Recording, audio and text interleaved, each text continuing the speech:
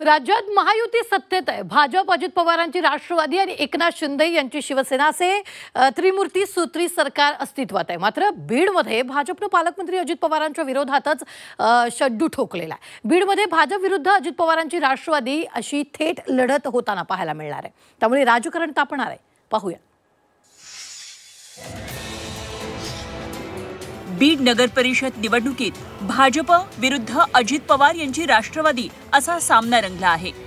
नगर अध्यक्षपद अनुसूचित जातीच्या महिला उमेदवारासाठी आरक्षित आहे। गेल्या 35 वर्षांपासून एक हाती सत्ता असलेल्या क्षीरसागर कुटुंबानं थेट भाजपमध्ये प्रवेश करत नगर परिषद निवडणुकीत नगर अध्यक्ष पदासह 52 उमेदवार निवडणुकीच्या रिंगणात उभे केले आहेत। योगेश क्षीरसागरांनी पेशानं डॉक्टर असलेल्या ज्योती घुमरे यांना अध्यक्षपदाची उमेदवारी जाहीर केली आहे। बीड शहरातील लोकांची मागणी आणि पक्षाचा भारतीय जनता पक्षाचा माझ्यावरील विश्वास त्याच्यामुळे मला ही उमेदवारी मिळालेली आहे। मी 25 वर्षापासून आरोग्य सेवा देत आहे बीड शहरामध्ये आणि आता ह्या निवडणुकीच्या माध्यमातून मला व्यापक प्रमाणामध्ये समाजसेवा करता येईल, त्यामुळे आम्ही निवडणुकीच्या रिंगणात उभे आहोत।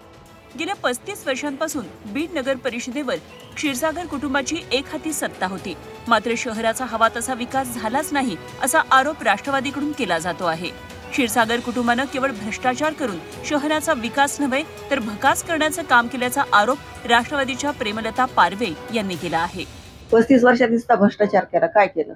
बीड शहर हे कचरामुक्त करायला पाहिजे होतं आणि नळाला जे 15-20 पाणी येत होते त्या पाण्यामध्ये अक्षरशः घोडू पाणी, बारीक बारीक जंतू, शेवाळ, रस्त्याने नाले नाहीत आणि रस्त्याने पदवे पण नाहीत। राज्यात भाजपसोबत सत्तेत असलेले उपमुख्यमंत्री आणि राष्ट्रवादी पक्षाचे अध्यक्ष अजित पवार हे बीडचे पालकमंत्रीही आहेत। मात्र बीड नगर परिषद निवडणुकीत अजित पवारांच्या राष्ट्रवादीला भाजपकडूनच आव्हान मिळालंय।